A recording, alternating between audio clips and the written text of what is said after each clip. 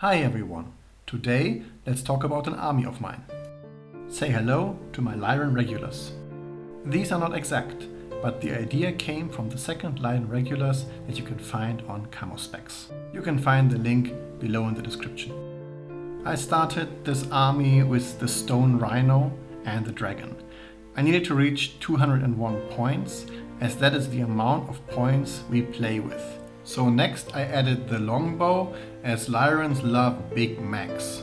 The last two were chosen based on speed and looks. You might notice that the paint job is a lot brighter. This is on purpose. I did amp up the brightness from a mid-tone green to a very light green, and from a tan or khaki highlight color to a bright yellow. Why did I do this? Well, I have a lot of very dark armies, and I wanted one that looks a bit more frosty, since we have this new ice battle mat. That is also why they are based on snow.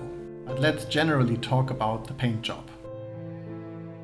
I wanted a comic book effect, which is why I painted out the sections of the armor pieces to maintain the black ridges in between, and added a thin white line to all edges to highlight the black in between even more. To really lean into the comic book style, I added no additional shading, and I used very thick layers of paint to really reach the brightness I wanted. I'm very proud with the outcome. It's a simple color scheme, yet very effective, I feel. The green is from Citadel, the base Oruk Flesh. It brings out a nice light grassy green. For yellow I used the Amarillo Luna from Vallejo. It is a difficult color to work with, as you need a lot of layers to really make it pop. For metallic effects I used base Leadblecher and base Screaming Bell. They both stand in quite nice contrast to each other, allowing me a little bit of variety when I work on metal. For the cockpits I used a little bit of Azul Magico or Magic Blue and a bit of white for highlights. We generally cannot forget about black and white, of course. As a varnish I used Technical Storm Shield. It gives a nice matte finish.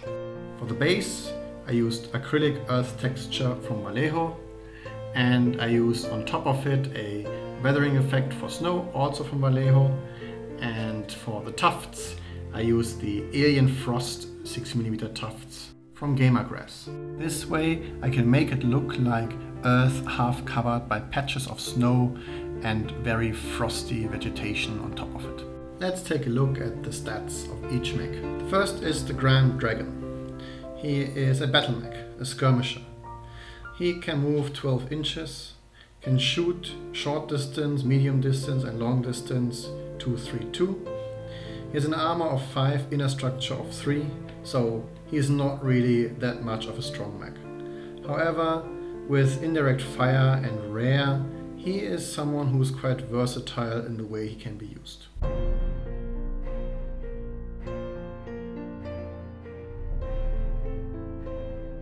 Incubus 2 is my fastest mech. He can move 18 inches. However, he can also shoot short distance for up to 4 damage points. Medium is 3 and long is 2. He has armor of 4 and inner structure of 2.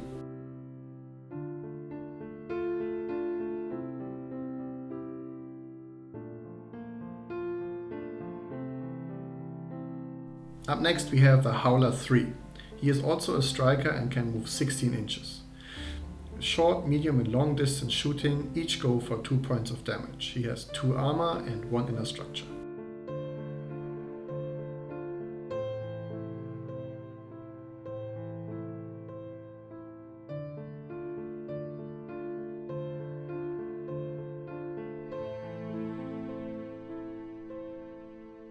Then we have the longbow. He can only move 6 inches and really is a missile boat in every sense of the word. Short and long distance is each for 4 points of damage, medium distance is for 5. He has 9 armor and 4 inner structure, and his biggest strength is indirect fire for 3.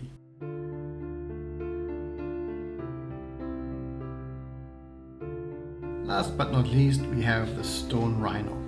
Believe it or not, he has jump jets, but he can only move for 6 inches. Short, medium and long distance shooting all go for 5 damage points. He comes packing with 10 points of armor and 8 points of inner structure. This is a lot of armor for a mech that is supposed to be a sniper and held back on the battlefield. That makes him also very versatile, if you can move him to the front. When I put this army together, I needed a calming activity, which is why I purposefully avoided to go for the slap chop technique I use for quite a few armies. There's something very calming in attempting to paint area by area, section by section in a perfect color on a tiny little mech. And these are my second Lyran Regulars. I hope you enjoyed this little deep dive of one of my most favorite armies, and I will see you in the next video. Please don't forget to like, share and subscribe.